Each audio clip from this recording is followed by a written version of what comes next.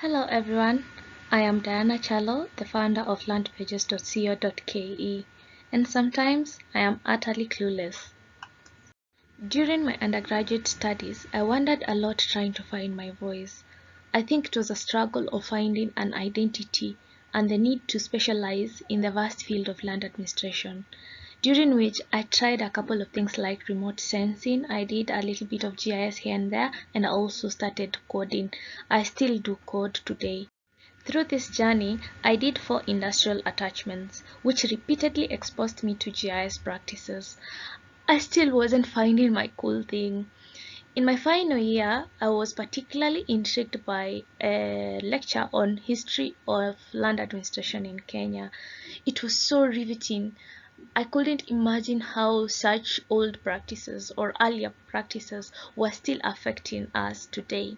So I went home and I collected all my term papers on land adjudication and settlement, and I felt like at that moment I found a cool thing. So I published all of them on the freewordpress.com, and I named the blog Land in Totality, of which I still think it was a really long URL. Fortunately, later that year I was privileged to join the UN Habitat Global Land Tool Network for an internship program. My cool thing was taking its form. I continued to learn more about land tools, tools on land-based financing, access to land, land policy and legislation, and also cross-cutting tools. I appreciated the role of responsible land administration to the economic empowerment for vulnerable groups, climate change, peace and conflict, among many other pressing issues in the African continent. My cool thing later graduated to landpages.co.ke. I figured I had to solve the URL problem because it was really long.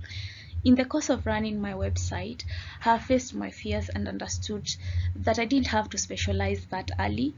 All those previous exposures were relevant.